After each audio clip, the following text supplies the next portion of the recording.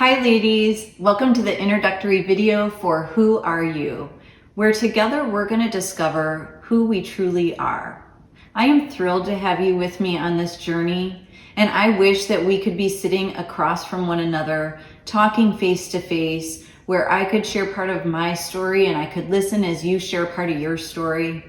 And maybe one day that will be a possibility, but for now, this video will have to do. Now let's get started.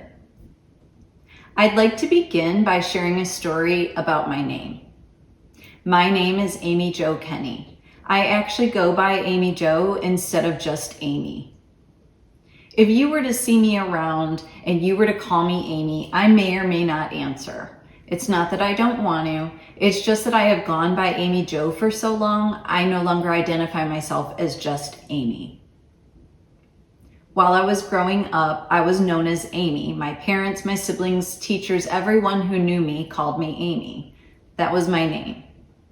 However, when I was in college, I started serving at a banquet hall. There were two other Amys working there at the same time, and my boss needed a way of differentiating between the three of us. I told him my middle name was Jo, and if he wanted, I could go by Amy Jo instead of just Amy. He agreed, and so it was. That birthed my new name.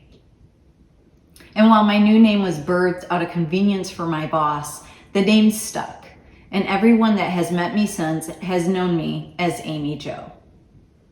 Now, I don't share that story with you because it's extremely interesting or heartfelt or anything like that.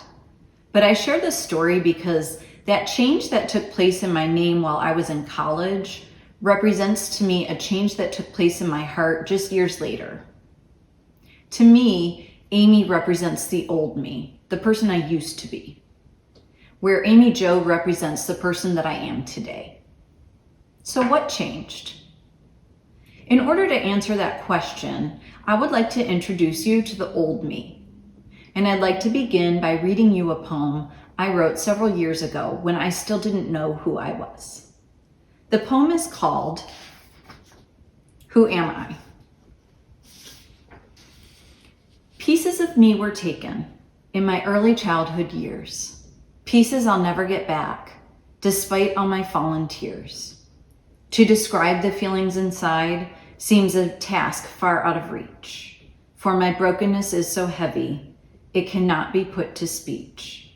When I try to uncover myself and ask the question, who am I get confused and sick inside, and tears come to my eyes.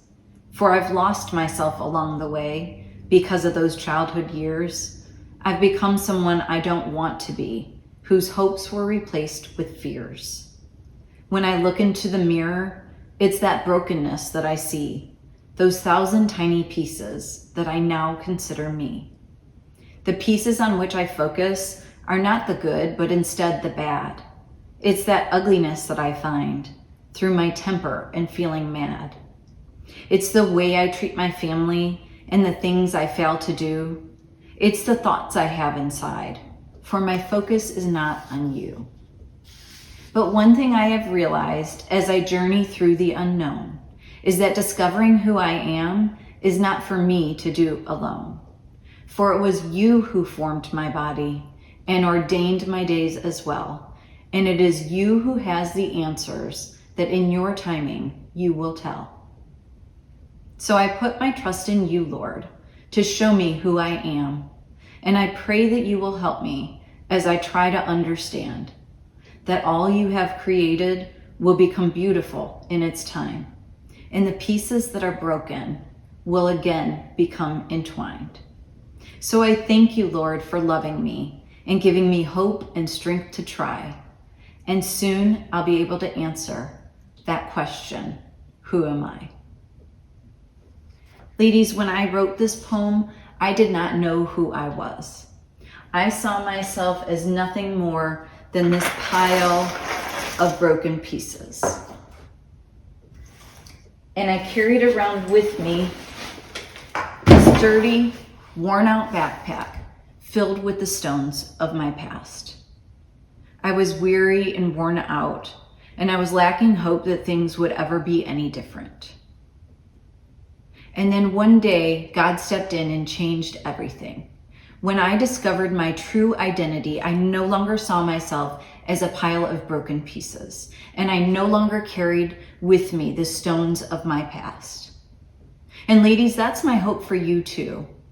However you see your life, whatever you're carrying around with you, my hope and my prayer is that by the end of this study, you will be able to understand your true identity, and no longer will you look at your life as a pile of pieces, and no longer will you carry the heavy weight of the stones of your past.